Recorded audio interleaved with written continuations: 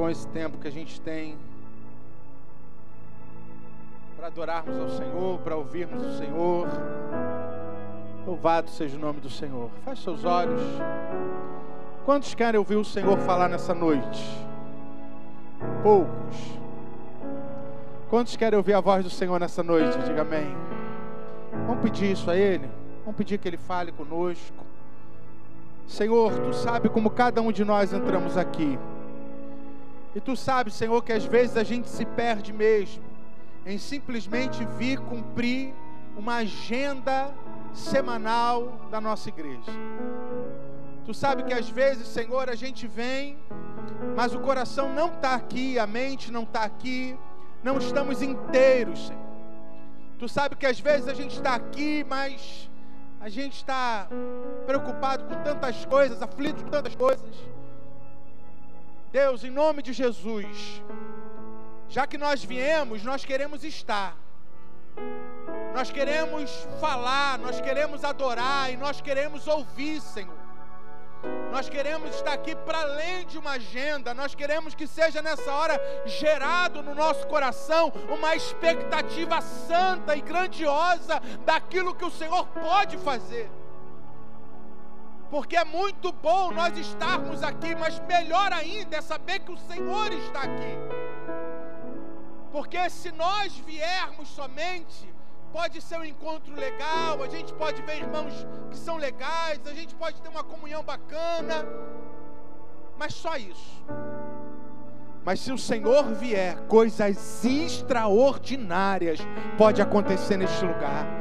Se o Senhor está presente, aquele que está enfermo pode sair curado, o aflito pode sair alegre, o oprimido pode sair liberto, aquele que entrou distante pode sair mais próximo. Se o Senhor está presente, nós temos expectativa de que esse lugar pode ser abalado pela Tua presença e coisas extraordinárias podem acontecer aqui.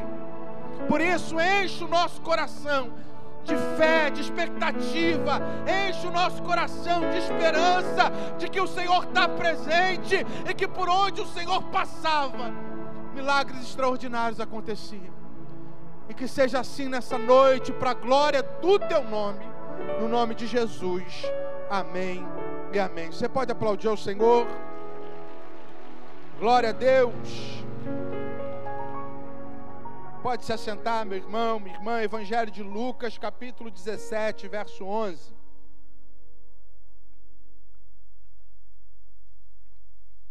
Um texto conhecido de muitos de nós.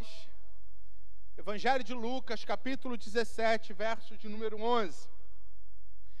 E hoje eu queria falar sobre uma fé que vai além dos milagres.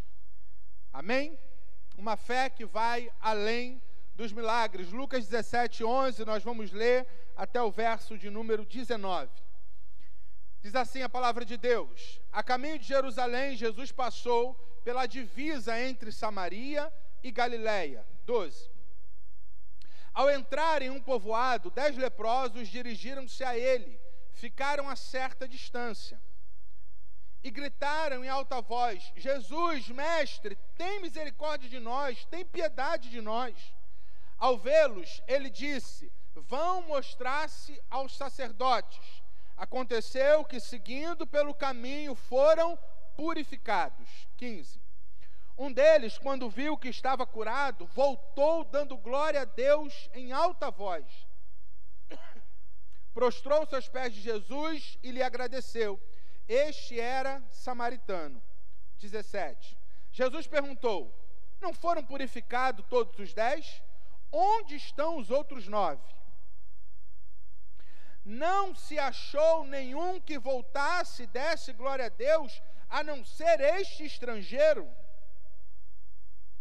Então ele lhe disse: levanta-te e vá, a tua fé te salvou. Amém? O texto nos conta que Jesus, então, está passando por um povoado. A gente sabe que naquela época os leprosos ficavam em algumas aldeias isolados e não podiam entrar na cidade. Eles, sabendo sobre Jesus, ouvindo sobre Jesus, provavelmente já tinham ouvido falar sobre o poder que havia que emanava de Jesus, e aí eles, de longe, porque não podiam se aproximar, eles, tomados por fé, cheios de fé, crendo que poderiam ser curados, eles clamam a Jesus: Mestre, tem misericórdia de nós. Mestre, tem piedade de nós. Mestre, nos socorre. Jesus olha para eles e Jesus diz: vai lá e se apresenta aos sacerdotes. Por quê? Porque naquela época, quando alguém era tomado por lepra, ele era tirado do meio da sociedade, e quando ele ficava curado, se porventura ele ficasse curado da lepra, ele tinha que ir lá se apresentar ao sacerdote. O sacerdote ia avaliar, né? Ia fazer lá uma avaliação para saber se de fato ele estava curado, e o sacerdote iria introduzi-lo de volta à sociedade. Então Jesus não diz: seja curado. Jesus diz: vai lá e cumpra o ritual, vai lá e se apresenta ao sacerdote. E eles foram, e à medida em que eles estavam indo em direção ao sacerdote, porque ouviram a palavra e creram na palavra, porque quando Jesus diz para eles: vai lá e se apresenta ao sacerdote, eles ainda estão enfermos, eles ainda estão leprosos. Eles podiam olhar um para o outro e dizer: a gente vai lá fazer o quê se a gente está leproso? A gente vai lá mostrar para o sacerdote que a gente está leproso? Mas não, eles ouviram a palavra, creram na palavra e foram em direção ao sacerdote, deram passos de obediência ao Senhor. E à medida em que eles deram o passo de obediência, a Bíblia diz que durante o caminho eles foram curados. E vendo que foram curados, foram lá se apresentar ao sacerdote. O cenário é mais ou menos o seguinte: você está vivendo a sua vida está maravilhosa, seu casamento é uma bênção, sabe? Sua empresa vai de vento em popa, está tudo bem na sua vida. De repente, você acorda pela manhã, vai no espelho para se maquiar, você vai no espelho para, se arrumar para sair, e você percebe algo diferente na sua pele. E você percebe que tem algo diferente em você, e você percebe que tem alguma coisa que não está certo. E de repente aquilo vai virando ferida, e vem o diagnóstico que você está com lepra. Sua vida vira de ponta cabeça. Você tem que olhar nos olhos dos seus filhos e falar para os seus filhos: a partir de agora a gente não vai se ver mais. A partir de agora eu vou para uma aldeia, um meio de gente, um monte de gente doente, um monte de gente ferida, um monte de gente, leprosa, e vou ter que ficar distante da minha família. Eu vou ter que ligar lá para a minha empresa e dizer que eu não volto mais para a empresa. As pessoas vão olhar para mim como alguém amaldiçoado. Meu irmão, sabe o que a Bíblia diz? A Bíblia diz que nós temos que estar revestidos de toda a armadura de Deus para que a gente possa resistir o dia mau. A Bíblia não diz para a gente se revestir de Deus para a gente se preparar para o dia bom. O que a Bíblia diz é o seguinte: não seja tolo. Porque o tolo é aquele que acha que só vitória, só bênção. E porque ele acha que é só vitória, ele constrói casa sobre areia, porque ele acha que sempre vai ser bênção. Mas Jesus diz: não, existem os prudentes e os sábios que constroem sua casa na rocha, porque ele sabe que nessa terra a gente passa por aflições, por vento, por tempestade, e o que vai fazer com que a gente continue de pé é a gente estar firmado em um solo solidificado, um solo, que não, é firme.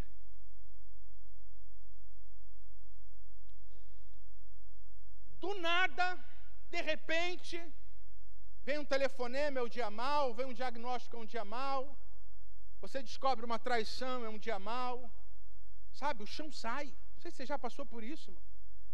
Estava tudo bem, de repente vem uma notícia que te arranca o chão, e que movimenta tudo aquilo que estava tranquilo. De repente tudo tem que se movimentar em torno daquilo que acabou de acontecer. Era assim na vida desses 10 homens. Mas um dia ouviram falar que Jesus estava passando, e aí eles vão lá e clamam por Jesus, porque eles tinham fé, porque eles criam que eles não estavam falando com qualquer um. Eles criam que se Jesus desse uma palavra, tudo poderia mudar. E eles vão lá, eles clamam Jesus. E Jesus dá um direcionamento, Jesus dá uma ordem, eles obedecem a ordem. Eles têm fé para ser curado, eles têm fé para obedecer. E eles foram curados. E eu imagino eles indo pelo caminho, e de repente um olha para o outro e diz: rapaz, você está curado. E o outro diz: sério? Não acredito. Você também. O outro diz: você também. Alegria. E um começa a pensar: eu não acredito que eu vou ver meus filhos de novo. E outro diz: eu não acredito que eu vou poder voltar para casa. Eu não acredito que eu vou poder voltar para o meu trabalho. Eu não acredito que eu vou poder voltar à minha vida normal, minha vida social. E todo mundo foi se apresentar ao sacerdote dizendo: eu quero voltar a viver a vida que eu vivia. Mas um disse: eu quero voltar para Jesus. 9 olharam para Jesus e disseram: através dele eu recebi a cura que eu precisava. Mas um disse: através da cura eu conheci o Deus que eu precisava.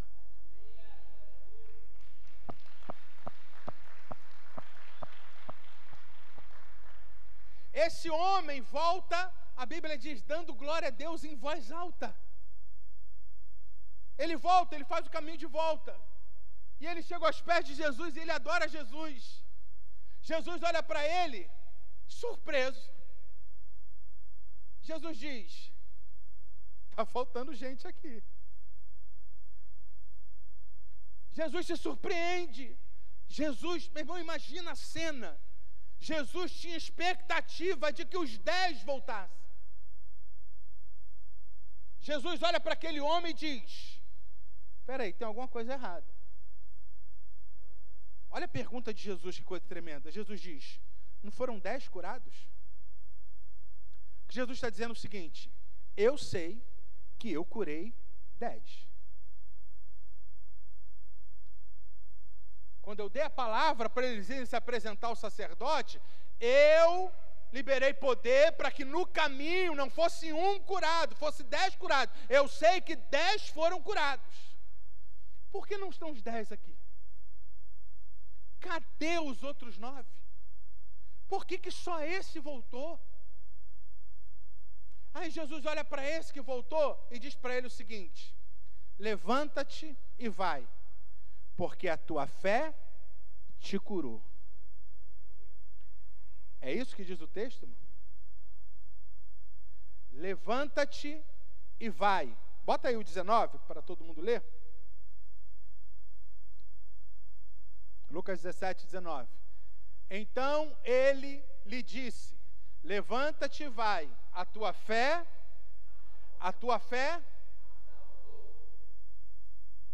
Existe uma fé que vai além do milagre. Existe uma fé que vai além da bênção, uma fé que vai além da cura. Muitos de nós temos fé para receber poder de Deus, mas não temos fé para nos render à presença de Deus. Muitos de nós temos fé para resolver os nossos problemas, mas não temos fé para resolver nosso coração. Muitos de nós buscamos a Deus para voltar a funcionar, mas não para voltar a cumprir nossa função. Tem a ver com a nossa funcionalidade e não em cumprir o nosso propósito, a nossa vocação, a nossa missão na terra. Meu irmão, há uma grande diferença de presença de Deus para poder de Deus. Quem está aqui muitos anos já viu passar aqui pelo culto da fé muita gente que foi abençoada, muita gente que teve fé, muita gente que orou, muita gente que fez campanha, muita gente que recebeu, mas não está aqui. Eu vi um pastor falar essa semana o seguinte: se você recebeu uma bênção e essa bênção não te aproximou de Deus, essa bênção não era de Deus. Calma. Quem abençoou os 10 leprosos? Foi Deus, irmão. Aproximou eles de Deus? Não, se afastaram.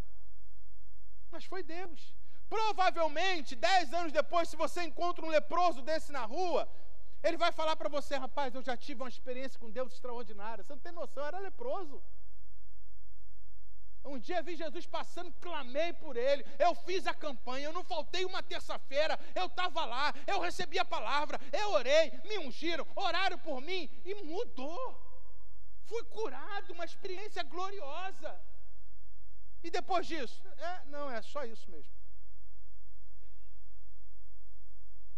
É o cara que vem e diz, parou de funcionar o motor do carro parou. Deu pane, sabe? Bateu o motor, não funciona mais. Vamos orar, campanha, oração, jejum, busca Deus. Voltou a funcionar o carro, voltou. E aí? Está lá na garagem, ligo, fico vendo ele lá, motor possante. Mas você sai com o carro? Não, é só para voltar a funcionar. Mas não cumpre sua função. A Bíblia diz que quantos leprosos clamaram a Jesus? 10. Quantos ouviram a palavra de Deus? 10. Quantos obedeceram a palavra? Quantos? 10. Quantos foram curados? 10. Quantos foram salvos? Meu irmão, o que eu vou falar aqui parece duro, mas foi a palavra que Deus colocou no meu coração hoje à tarde. Tem muita gente que vai para o inferno cheio de experiência com Deus.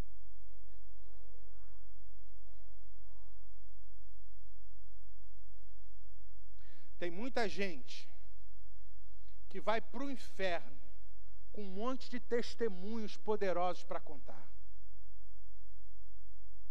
Porque Jesus era só o instrumento de resolver os seus problemas. Quando a coisa apertava, corria para Jesus. Mas Jesus nunca foi Senhor da sua vida. Jesus disse, muitos dizem Senhor, Senhor. Mas os salvos serão aqueles que fazem a vontade do meu Pai que está no céu.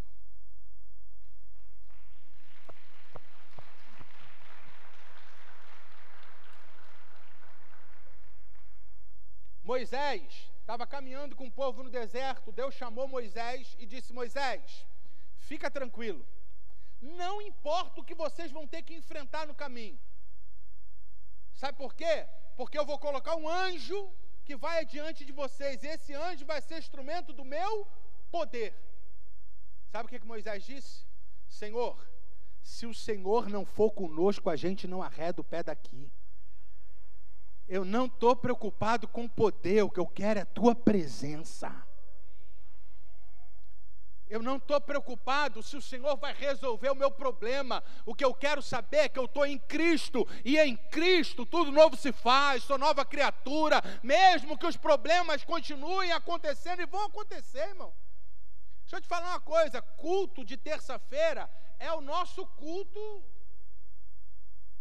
Você acha que é de 7 terça-feira, irmão? Esse aqui é o nosso culto até a eternidade. Quantos pedidos tem na sua filipeta? Eu estou aqui para te abençoar com a palavra de vitória, meu irmão.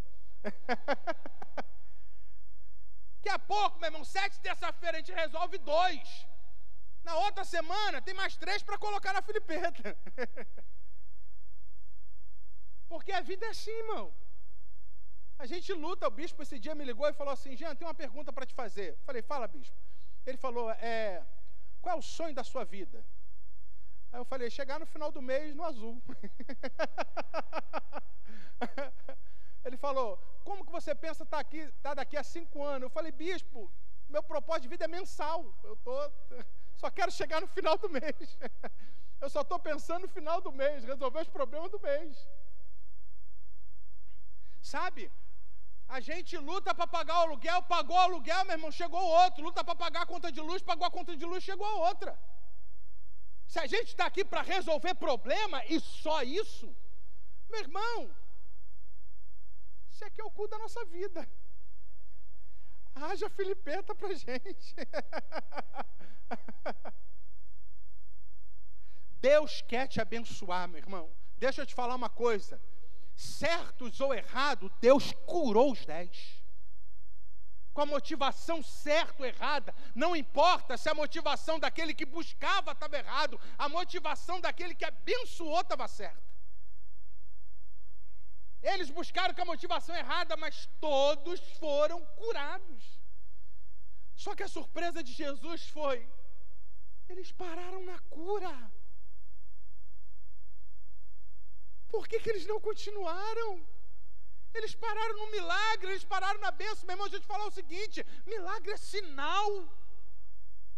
Jesus fez uma multiplicação dos pães. No dia seguinte, tinha uma multiplicação. Imagina, meu irmão, Jesus, todo mundo veio no culto da fé, na igreja de Jesus. Jesus operou um milagre, multiplicou pão, matou fome de todo mundo. Na outra semana, o culto de Jesus estava lotado, irmão. Veio muita gente, esperando mais pão. O que Jesus disse? Vocês vieram por causa do pão.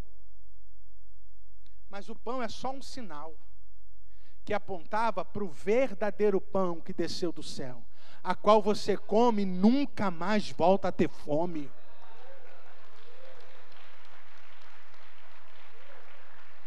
Existe uma fé, meu irmão, que resolve os nossos problemas. Agora existe uma fé que nos mantém de pé com problema ou sem ele. Existe uma fé que nos mantém de pé ainda que o milagre não aconteça. É uma fé de quem está na presença. É uma fé de quem encontrou através da cura o seu bem mais precioso, aquilo que de fato ele precisava de Cristo. Você veio buscar seu milagre. Jesus está dizendo para você, você quer a restauração do seu casamento, você quer a cura da sua enfermidade, você quer, sabe, a sua bênção financeira, mas existe uma bênção maior que essa. Existe algo mais poderoso, existe algo mais extraordinário, que é aquilo que vai te sustentar de pé, meu irmão, quando o diabo bater na tua porta. Que é aquilo que vai te sustentar de pé quando a dificuldade chegar e você não vê a solução. É aquilo que vai fazer com que você continue caminhando. Porque a gente conhece um monte de leprosos que foram curados da lepra, mas não voltaram. E que estão esperando uma outra lepra para voltar, porque encontraram em Deus alguém só que vai solucionar seus problemas. Jesus, meu irmão, não está aqui para resolver os problemas da nossa vida. Jesus está aqui para nos ensinar o que é vida abundante, o que é vida verdadeira, o que é vida real, o que é vida vivida em Cristo. Portanto, meu irmão,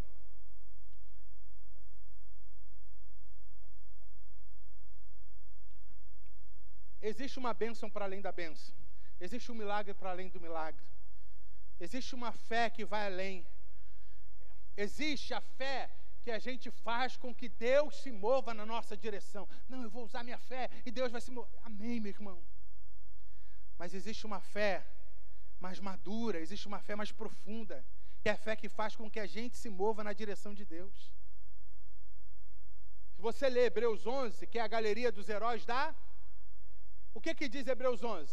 Foi pela fé que Noé recebeu a bênção de Deus, Abel recebeu a bênção de Deus, Moisés recebeu a bênção de Deus. Não, meu irmão, lê Hebreus 11. Pela fé, Noé fez a vontade de Deus, Abel fez a vontade de Deus. Pela fé, Moisés abandonou a riqueza do palácio e foi ser escravo com seus irmãos, porque Deus não estava no palácio, Deus estava lá onde estavam os escravos, e eu não quero estar onde está a riqueza, eu quero estar onde está Deus. Entende, irmão? Uma fé que move Deus e uma fé que nos move em direção a Deus. Que faz com que a gente faça. Por isso que sem fé é impossível, porque só tendo a fé que nos move na direção de Deus. Nós temos uma crise de entendimento e por isso temos uma crise de fé. Quando a gente fala de fé, o que vem na sua cabeça? Conhecimento ou acreditar? Quando a gente fala de fé, geralmente vem à nossa cabeça que fé tem a ver com o quê? Acreditar, crer. Só que acreditar é o testemunho da nossa fé. a base da nossa fé é conhecimento. Porque a fé vem pelo ouvir a palavra de Deus. A fé vem pelo conhecimento. O que Jesus diz para a mulher samaritana? Vocês adoram o que não conhecem? Como é que você vai ter fé? Como é que vai crer? Não é o que diz Romanos 10? Como crerão? Se não ouviram, se ninguém pregou, como é que vão crer? Que fé é essa em quem você não conhece? Como é que você vai confiar em quem não conhece? Meu irmão, eu tenho muitos testemunhos na minha caminhada, assim, maravilhosos para compartilhar. Coisas que eu pensei que não daria e no último minuto o Senhor foi lá e abençoou. 22 anos pastoreando uma igreja pequena, vivendo integral na obra. Meu irmão, pensa o que é viver de fé mesmo. Fé. Né?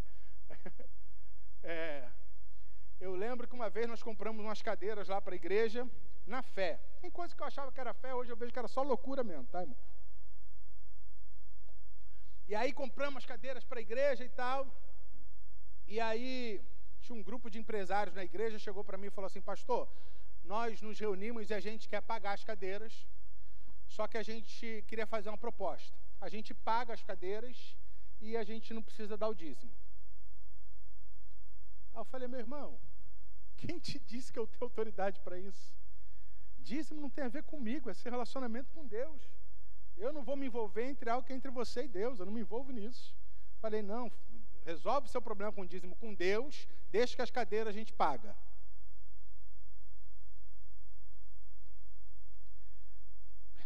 A palavra foi bíblica, meu irmão, mas eu paguei um preço por ter falado isso. Metade dos empresários saíram da igreja. Os que ficaram pagando cadeira ou não decidiram não dar dízimo mesmo. E a gente passou uma luta para pagar aquelas cadeiras. Meu irmão, só para você entender. Teve um dia que a gente tinha que pagar as parcelas das cadeiras. O dono da fábrica das cadeiras, eu fiz o casamento deles. Então, assim, era um irmão, tal, abençoado. Pastor, amanhã é o dia. Eu falei: meu irmão, fica tranquilo, vai pagar. Chegou no dia, não tinha o dinheiro. Meu irmão, amanhã a gente paga, não tinha o dinheiro. Falei: meu irmão, de amanhã não passa. E aí, eu tinha um programa numa rádio em Jacarepaguá, e eu estava lá na rádio, e aí foi um jovem que eu liderei muitos anos, Ministério de Jovem, um dos jovens sabia que eu estava lá na rádio, foi lá. E ele estava para casar aquela semana. E eu orando: Senhor, envia uma provisão, envia uma provisão. Aí esse jovem foi lá, a gente conversando, ele: pastor, eu queria conversar porque vou casar, sabe como é que é, estou aflito e tal, né? E a gente está para casar aí, tem um dinheiro, bom dinheiro, graças a Deus, guardado. Aí eu falei: Senhor, encontrei a provisão. Tu vai encontrar outra provisão para o irmão, porque eu acho que esse dinheiro é das cadeiras. E fiquei naquela crise. Falo com o irmão, compartilho. Eu sou ruim, irmão, para essas coisas, para compartilhar. Eu sou bom para pedir para os outros. E aí, aquela crise, compartilha, não compartilha, compartilha, não compartilha. E o irmão falando, eu não ouvindo nada do que o irmão estava falando, só pensando: compartilha, não compartilha, compartilha. E aí o irmão: então é isso, pastor, Deus abençoe. E eu estou vendo o irmão ir embora, e eu estou pensando: compartilha, não compartilha, o irmão indo embora, e eu compartilho, o irmão foi embora. E eu não compartilhei. Eu falei: Senhor, e agora? Será que era essa a oportunidade? Estava igual o José, achando que na casa de Potifar já era bênção, quando na verdade Deus tinha algo maior. Naquela noite a gente tinha um grupo de estudo bíblico lá em Curicica, na academia de uma irmã. E aí fui para o estudo bíblico e orando: Senhor, Senhor. E lá a gente tirava oferta. Eu falei: Senhor, eu não tenho mais cara para chegar para o irmão e falar amanhã tem que ser amanhã, Senhor. E aí chegamos lá no estudo bíblico e, tal, vamos tirar a oferta. Tirou a oferta, irmão. A gente tinha que pagar R$1.230, alguma coisa assim. A oferta deu 12. Falei: Senhor, tu errou no zero, tá faltando zero, tá faltando zero aqui. Meu irmão, quando a gente estava para acabar o estudo, a Rose, que era uma irmã, chegou para mim e falou assim: pastor, sabe quem está lá fora? Valmir. Valmir foi para o Senhor ano passado, querido irmão, mas que já tinha anos que não ia na igreja, e quando ia também nunca foi um irmão assim generoso para ofertar e tal. O Valmir tá lá fora querendo falar com o senhor. Eu falei: é mesmo? Valmir, muito tempo que eu não vejo e tal. Fui lá fora, já estava descansado que eu ia ter que chegar no dia seguinte e falar para o irmão: irmão, amanhã. Já estava com amanhã na cabeça. Cheguei lá, Valmir com um carrão. pastor, estou aqui e tal, vim só para o Senhor orar pelo carro, ungir o carro e tal. E eu nunca fui muito fã de ungir coisa, irmão, de ungir carro. Eu acho que tem que ungir o motorista, porque se ungir o carro e não ungir o motorista, né, tadinho do carro, né? O motorista que é o problema. E eu falei, vamos ungir o carro, vamos ungir um carro. Aí ungimos um carro, oramos o carro, enchi o carro de azeite, de óleo ungido. Aí no final ele olhou para mim e falou assim, pastor, tu lembra do meu carro? Uma luta para vender aquele carro, para comprar. Mas eu fiz um voto com Deus, que se eu vendesse aquele carro, pastor, eu nunca dei dízimo na minha vida. Eu não sabia. Ele falou, mas eu falei com Deus, se eu conseguisse vender aquele carro, que eu ia trazer o dízimo. Meu irmão, o dízimo era R$1.300.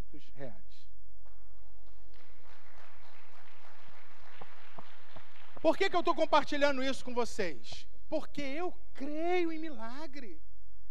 Eu sou fruto de milagre, meu irmão. Se não fosse Deus, eu não estaria aqui. Eu não estou sendo, não é romântico, não, né? Sabe? Alegórico que eu estou falando, não, é real. Eu sou fruto vivo de milagre do Senhor. Eu creio em milagre. Eu creio que se Deus quiser dar uma palavra agora, você vai chegar na tua casa e vai tudo transformado. Você vai chegar amanhã no trabalho e está tudo diferente. Basta uma palavra, irmão. Eu creio no poder de Deus. Só que eu creio numa fé madura, irmão. Porque tem muita gente fazendo birra com Deus. Deus não fez, não volto mais. Deus não fez, não... Meu irmão, a gente está chateado com Deus por aquilo que Ele não fez, quando a gente deveria ser grato por tanta coisa que Ele já fez, por tanta bênção que Ele já deu, tanta coisa que a gente não merecia, irmão, e que a gente desfruta da bênção de Deus. Eu tive a oportunidade de ir no Peru, pregar no Peru, minha primeira e última viagem missionária, passei uma fome no Peru, falei, nunca mais quero saber de missão na minha vida, o negócio é só ministério pastoral mesmo, comer na casa dos outros, essa que é a bênção. Fui lá no Peru, meu irmão, uma situação terrível. Lembro da gente chegar na casa de uma irmã, só tinha pão. E a irmã chegar para mim e falar o seguinte, pastor, todo dia a gente se reúne em volta da mesa para agradecer pelo pão, porque para esse pão estar aqui é milagre. E ela olhou nos meus olhos e falou, pastor, e creia, independente se você tem muito ou tem pouco, o pão que chega lá é milagre também. Meu irmão, aquilo me impactou tanto que eu voltei para casa, toda a comida na mesa. Que bênção, que milagre, Senhor, muito mais do que eu mereço, Tu tem me abençoado. Sabe, meu irmão, a Bíblia diz que quando a gente é fiel ao Senhor, Deus nos abençoa com bênção sem medida. Sabe o que é isso, irmão? Bênção sem medida. Sabe o que é você está passando uma aflição na sua casa, um momento de angústia, você está mal, toca o telefone e alguém diz, estou te ligando só para dizer o seguinte, estou orando por você. Quanto vale isso, irmão? Alguém lá do outro lado, Deus tocar no coração para interceder pela sua vida, para estar orando por você. Qual é o preço disso? Meu irmão, as bênçãos mais caras que a gente recebe de Deus não tem valor, não tem, sabe, não tem preço. São as mais caras. E a gente deixa de celebrar tanta bênção de Deus pela ansiedade de não ter aquilo que a gente ainda não conquistou. Mas nessa noite eu quero te dizer uma coisa. A bênção que você veio buscar, Deus tem poder para realizar. Foram buscar cura de lepra. O que é que eles receberam? Cura de lepra. Foram buscar a cura de enfermidade. Tiveram fé para isso. O que é que eles receberam? Cura de enfermidade. Mas um disse, cara, eu quero mais. Um disse, cara, meu casamento foi restaurado. Eu fui curado da enfermidade. Minha vida financeira está bem. A coisa está funcionando. Mas agora eu quero cumprir minha função. Eu não quero só viver para funcionar. Eu quero viver para cumprir o meu propósito. Para cumprir a minha função. Portanto, meu irmão, deixa eu te dar um conselho pastoral. Presta atenção. Você está aqui fazendo a campanha, suas 7 terça-feira. Eu fiz uma campanha dessa, meu irmão, de 7 sexta-feira no Barra Garden, há 22 anos atrás, quando a Deise decidiu terminar o namoro comigo. Deixa eu abrir o coração para vocês. Eu me converti com 16 anos, me apaixonei pela filha do pastor. Jesus eu fui conhecer muito tempo depois, mas eu ia na igreja com um propósito, a filha do pastor. Começamos a namorar. Hoje eu tenho uma filha e o pastor sou eu. Estou orando, irmão, para Deus me livrar desse problema. E aí começamos a namorar, e depois de um tempo namorando, eu vinha do mundão, com a vida toda torta. Acabava o culto jovem, eu deixava a Daisy na porta da casa dela, do prédio que ela morava, e ia para a noitada com os amigos do mundo. Eu, todo errado, vindo do mundão, Daisy nascida no berço cristão. Daisy tinha 17 anos com cabeça de 30, eu tinha 16 com cabeça de 10. Então, assim, tudo para dar errado. E aí a Daisy foi e falou, não dá não. Terminou comigo. Meu sogro, muito, muito querido, pastorzão, meu pastor, olhou para mim e falou assim, Jean, eu gosto de você, você é um cara legal, você é um jovem, sabe, engraçadinho, muito legal, mas eu oro para minha filha se casar com um homem, você é um moleque. Irmão, imagina, doeu em você, imagina em mim, ter que ouvir esse homem pregar no domingo. E aí, terminamos. Lá pelas tantas, irmão, já vou acabar, tá, irmão? Acabou o horário aqui, já vou acabar. Só terminar esse testemunho, quero deixar registrado esse testemunho de como Deus foi fiel na minha vida.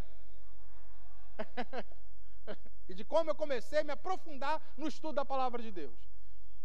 Porque passou alguns meses da gente separado, foi para a nossa igreja um irmão chamado Rafael. Ainda vou trazer o Rafa aqui para pregar. Irmão, pensa num menino de Deus. Eu tinha 16, Rafael tinha 22.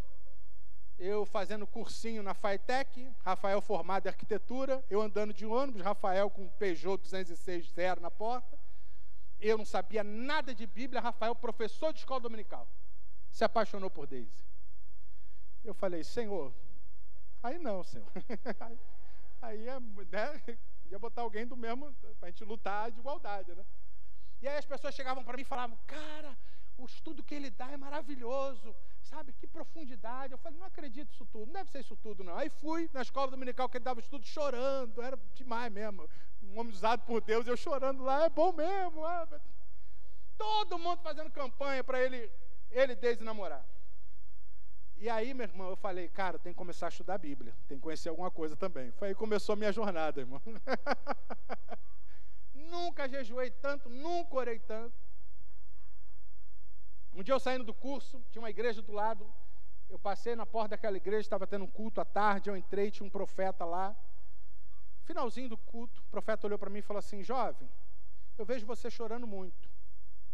E a visão que Deus me deu foi o seguinte, um pai que deu um brinquedo para o filho pegou o brinquedo e ficou lá bobado com o brinquedo, e o pai falando, quero falar com você, quero falar com você, quero falar com você. Mas o filho não dava atenção, só queria saber do brinquedo. Aí sabe o que o pai fez?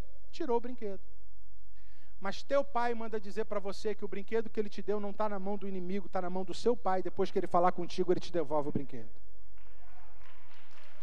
Meu irmão, naquele dia eu assumi um compromisso com Deus, comecei a buscar Deus, esqueci que Deus existia, irmão. Desde já 3 anos a gente nem se falava. Quando eu fui ordenado ao ministério pastoral, 3 meses depois reencontrei a Deise, 1 ano depois casamos, estamos casados, vamos fazer agora, dezembro, 19 anos. O Rafa é um grande amigo, um grande irmão, pregou muitas vezes, é uma referência para mim, pregou muitas vezes lá na igreja, mas toda vez que ele vai eu falo, quem casou com a Deise fui eu. Em alguma coisa eu venci nessa batalha. Né? Meu irmão, deixa eu te falar uma coisa. Deus tem bênçãos preparadas para nós. Deus não está preparando bênção para você. Deus está preparando você para as bênçãos.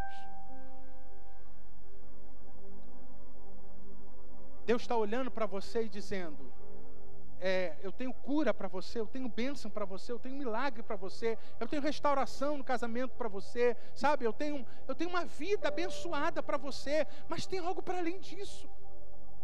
Tem algo que vai além disso. Eu tenho uma relação profunda e íntima que eu quero ter com você. independente dos teus problemas, você chegar aqui com pulmão adorando, celebrando, porque nós somos verdadeiros adoradores que adoramos em espírito e em verdade, independente de como a vida está, independente de como o dia se apresentou, a gente chega aqui, rasga o pulmão e diz: eu te adoro, eu te amo, tu és o meu Deus. Quero viver minha vida como aquele leproso aos teus pés. Outros desafios virão, outros combates virão, outras lutas virão, mas eu não sairei dos teus pés. Hoje você está aqui para buscar uma bênção, mas vai chegar um momento que você vai estar aqui para trazer gente, porque você não vai mais vir buscar bênção, você vai estar aqui para ser bênção, para ser canal de bênção na vida de outras pessoas. Hoje tem gente orando por você, amanhã você vai estar orando pela bênção de alguém, pelo milagre de alguém. Você não só voltou a funcionar, mas você se posicionou para cumprir sua missão, seu propósito, sua função. Vamos ficar de pé, irmãos.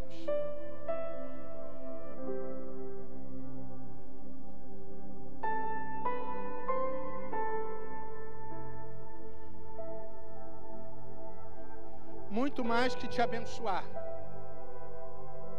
Jesus quer te salvar. Muito mais que uma cura física, Jesus quer te dar uma cura plena, onde independente da notícia desagradável que a gente receba, porque, meu irmão, cristão não tem notícia ruim para cristão.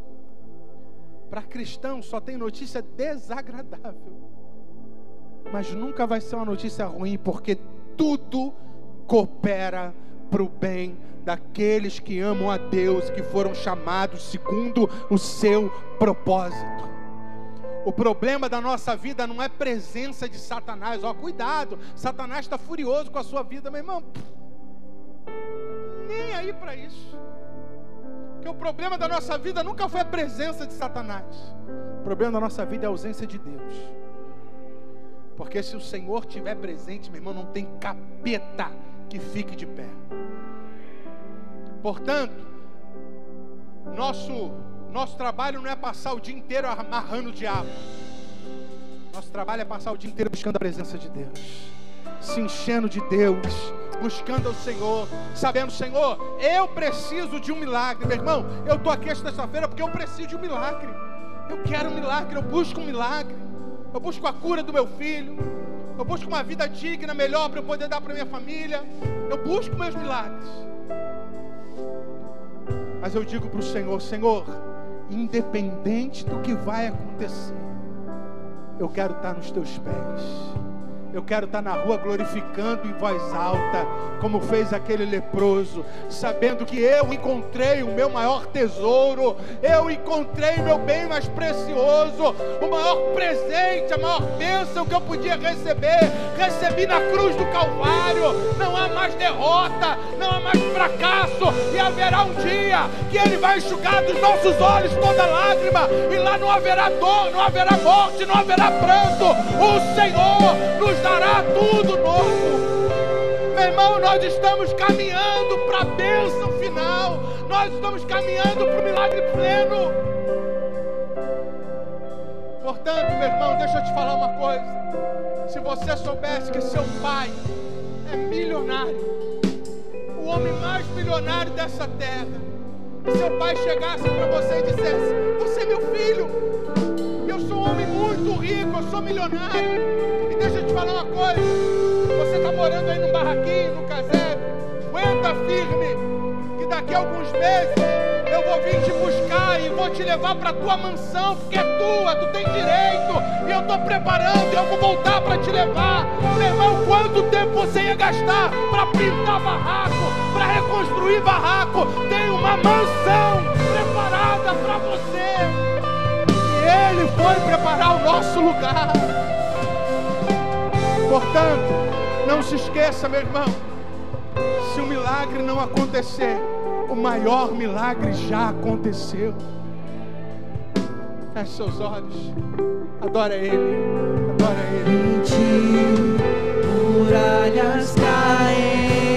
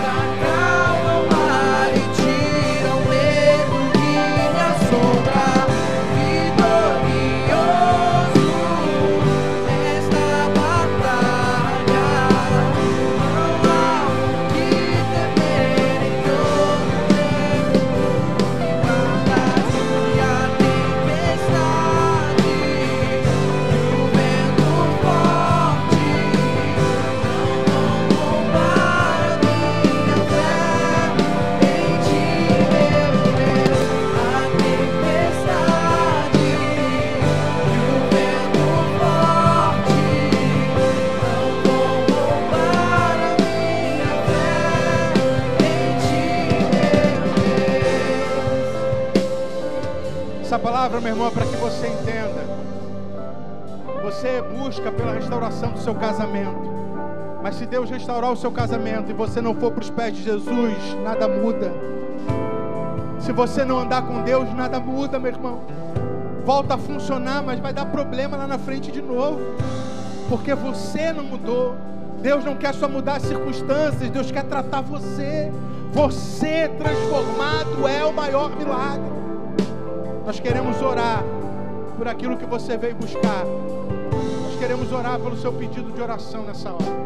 Nós queremos abençoar a sua vida, abençoar a sua casa. Nós vamos fazer aqui o corredor com os pastores. Você vai ser direcionado aí a sair do seu lugar, passar aqui pelo corredor do meio. Eles vão estar orando por você. Vem com a sua filipeta nas mãos.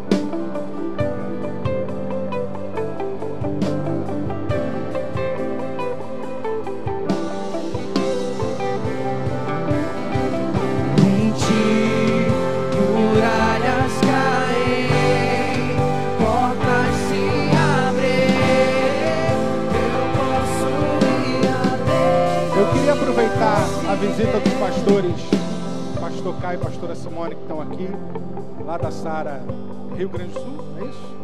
Nos ajudarem aqui em oração, uma honra tê-los conosco. Eles ajudam a estruturar. Pode vir para cá, ó, pode vir para cá. Vai vir pode vir para cá, pastor, desse lado aqui.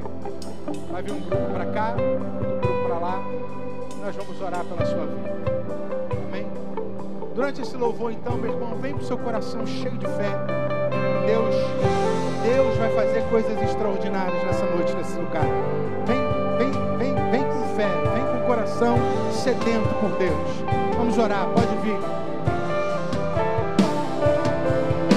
Em ti, muralhas caem, portas se abrem. Eu posso ir além do impossível. Em ti não há limites. Eu tudo posso. O inferno teme ao ouvir a sua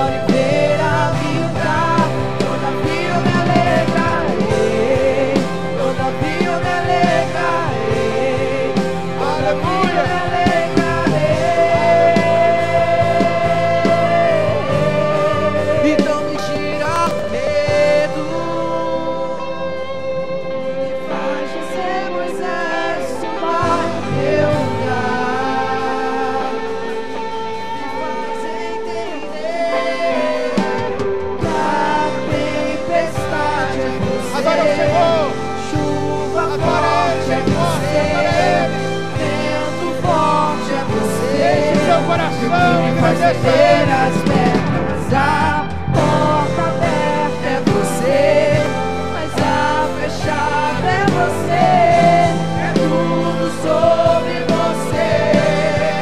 Me tira o medo,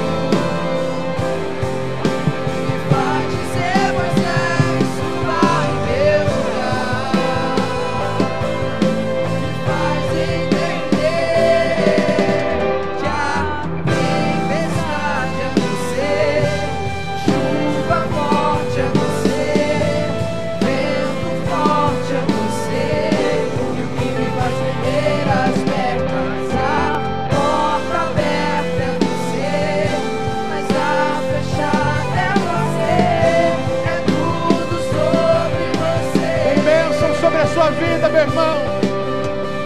Tem bênção sobre a sua casa. Tem bênção de Deus para ser derramada. Essa semana será uma semana de resposta. Essa semana será a semana da intervenção de Deus. Essa semana será a semana de testemunhos extraordinários. Mas, sobretudo, essa semana será uma semana cheia da presença, cheia da graça, cheia do favor, cheia de experiências extraordinárias com o Espírito Santo de Deus. Estenda a tua mão assim, e que o grande amor do nosso Deus, a graça salvadora do nosso Senhor Jesus Cristo, que a comunhão poderosa do Espírito Santo sejam com todos nós, não só agora, mas até a volta do Senhor Jesus. E porque nós estamos aqui semeando na presença de Deus, amanhã, quarta-feira, como é que vai ser sua colheita? Como vai ser sua colheita? Vai, que Deus te abençoe, que Deus abençoe sua quarta, sua quinta, sua sexta. Tenha sobre a sua casa a bênção de Deus, sobre a sua família a bênção de Deus. Deus te abençoe, Deus te abençoe.